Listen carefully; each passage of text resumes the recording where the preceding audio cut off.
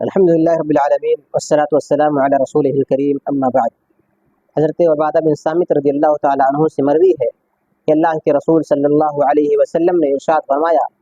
کہ جو شخص گواہی دے کہ اللہ رب العالمین کے علاوہ کوئی معبود برحق نہیں ہے، وہ اکیلا ہے، اس کا کوئی شریک اور ساجی نہیں ہے، اور محمد صلی اللہ علیہ وسلم اللہ سبحانہ وتعالیٰ کے بندے اور اس کے رسول ہیں، اور حضرت عیسیٰ علیہ السلام اللہ رب العالمین کے بندے اور اس کے رسول ہیں، اور وہ کلمہ ہے جنہیں حضرت جبرائیل علیہ السلام نے اللہ رب العالمین کے حکم سے حضرت مریم علیہ السلام کے اندر ڈالا تھا۔ اور جو شخص یہ گواہی دے کہ حضرت عیسیٰ علیہ السلام اللہ رب العالمین کی تخلیق کردہ روحوں میں سے ایک روح ہے اور جنت اور دوزخ برحق ہیں، تو اللہ رب العالمین ایسے شخص کو جنت میں داخلہ نصیب فرمائے گا۔ اس کے عمل جو بھی ہوں اپنے ان اعتقادات کی بنیاد پر، توحید کی بنیاد پر، ایسا شخص جنت میں داخلہ پائے گا۔ اس حدیث کے اندر توحید اور اہل توحید کی فضیلت بیان کی گئی ہے کہ موحد جس نے شرک نہ کیا ہو،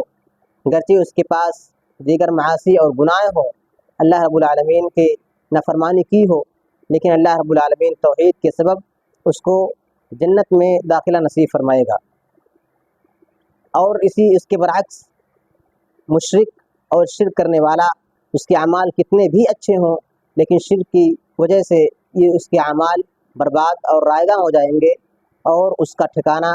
ہمیشہ ہمیش کے لیے جہنم ہوگا۔ دوسری بات،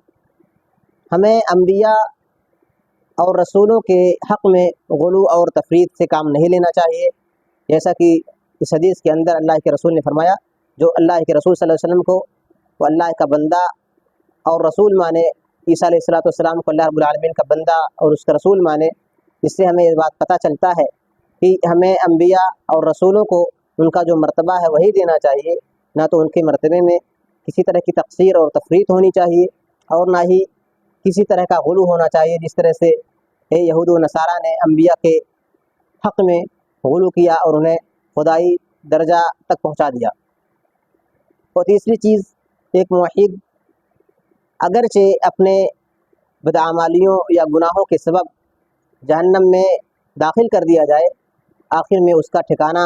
جنت ہی ہوگا۔ تو ہمیں توحید کو سمجھنا چاہیے، اس کو اپنانا چاہیے، شرک سے بچنا چاہیے، تاکہ ہمیں آخرت میں سرخروئی اور جنت جیسی عظیم نعمت اللہ رب العالمین ہمیں عطا کرے۔ آخر میں اللہ رب العالمین سے دعا ہے کہ بار الہ میں نیک اعمال کرنے اور توحید پر ثابت قدمی عطا فرما، آمین۔ وآخر دعوانا الحمدللہ رب العالمین۔